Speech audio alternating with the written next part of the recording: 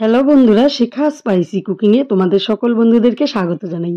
বন্ধুরা, আজকে আমি তোমাদের জন্য নিয়ে চলে আসলাম বাদামি আলুর একটি রেসিপি, তা হবে পনির দিয়ে। তো এই বাদামি আলুর রেসিপিটি খেতে তো তোমরা জানো, যারা যারা খেয়েছো তারা জানো যে কতটি টেস্টি হয়। তো চলো আমরা বাদামি আলু দিয়ে পনিরটি বানিয়ে নেই। তো পনির বানানোর জন্য প্রথমে কড়াইয়ে দিয়ে দিলাম সাদা তেল, আর দিয়ে দিলাম 1 চামচ ঘি। তো তেলটা এবার গরম হোক। গরম হওয়ার পরে পনিরগুলো দিয়ে পনিরগুলো ভেজে নিচ্ছি। তো নেড়ে চেড়ে পনিরগুলোকে ভেজে নেব।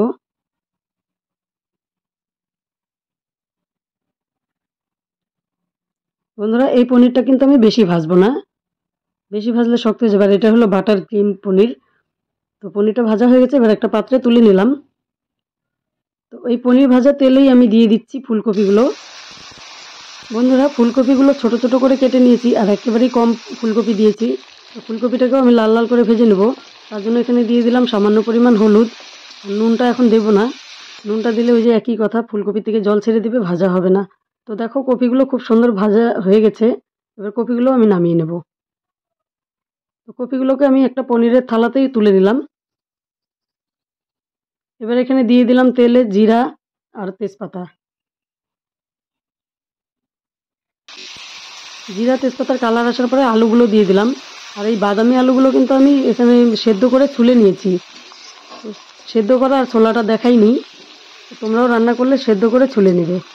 আর আলুগুলো দেখো কত সুন্দর লাগছে দেখতে, খেতেও কিন্তু দারুণ টেস্ট হয় এই আলুটা। কালারটাও কত সুন্দর। দেখো বন্ধুরা, আলুটা অনেকটা ভাজা হয়ে গেছে। এবার আমি দিয়ে দিব মটরশুঁটি।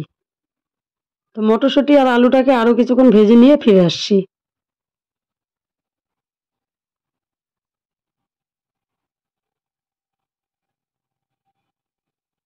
আলু আর মটরশুঁটিটা অনেকটা ভাজা হয়ে গেছে। এবার এখানে আমি কিছু মশলা দিয়ে দেবো। তো মশলাতে নিয়েছি কাশ্মীরি রেড চিলি পাউডার, কালারটা সুন্দর হওয়ার জন্য, আর দিয়েছি হলুদ গুঁড়ো আর স্বাদ অনুসারে লবণ। এবার এখানে দিয়ে দেবো আমি লঙ্কা বাটা আর জিরা বাটা। তো এবার আরও কিছুক্ষণ কষিয়ে নেব।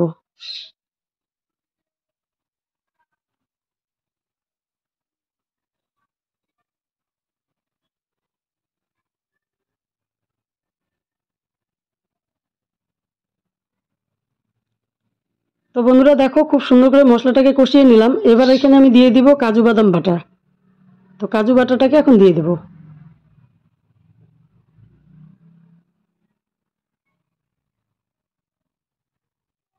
কাজু বাটা দেওয়া হয়ে গেল। এবার আরও ভালো করে মিশিয়ে নিতে হবে, মানে আরও কিছুক্ষণ ভেজে নিতে হবে।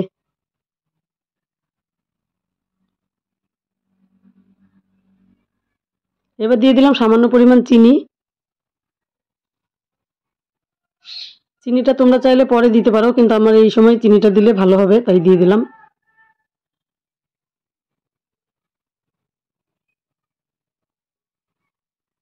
এবার ফুলকপিগুলো দিয়ে দিলাম। ফুলকপিগুলো দিয়ে ফুলকপিগুলো মশলার সঙ্গে ভালো করে মিশিয়ে নেব।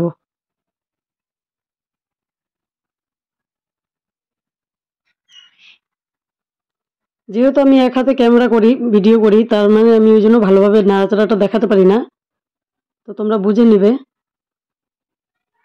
তো এবার একটু সুন্দর করে নেড়ে চেড়ে দিয়ে, অনেকটাই ভাজা হয়ে গেছে, মানে কষানো পুরোপুরি হয়ে গেছে। এবার আমি এখানে দিয়ে দিব গরম জল।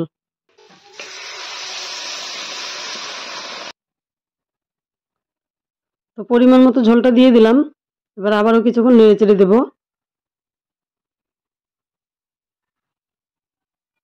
এবার পনিরগুলো দিয়ে দেব।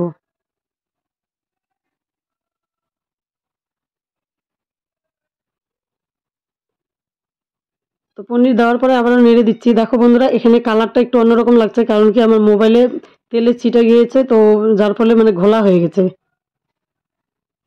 অরিজিনাল কালারটা খুবই সুন্দর হয়েছিল। তো এখানে 15 মিনিটের মতো ঢেকে রেখে তারপরে ঢাকনাটাকে খুলে নিচ্ছি।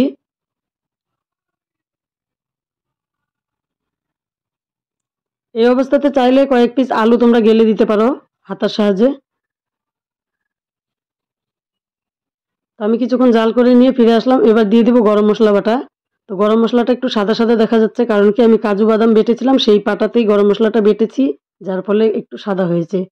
তো গরম মশলাও দিয়ে দিলাম, আর চিনি তো আগেই দিয়েছিলাম। এবার দিয়ে দিব ঘি।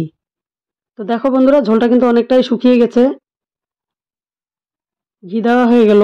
এবার আমি ঝোলটি নামিয়ে নেব। আমাদের রান্না কিন্তু পুরোপুরি কমপ্লিট। তো বন্ধুরা, পনিরের এই বাদামি আলু দিয়ে পনিরের রেসিপিটি দেখে তোমাদের কেমন লাগলো কমেন্ট করে অবশ্যই জানাবে। আর ভিডিওটি শেষ পর্যন্ত দেখার জন্য আমার সকল বন্ধুদেরকে জানাই অসংখ্য ধন্যবাদ।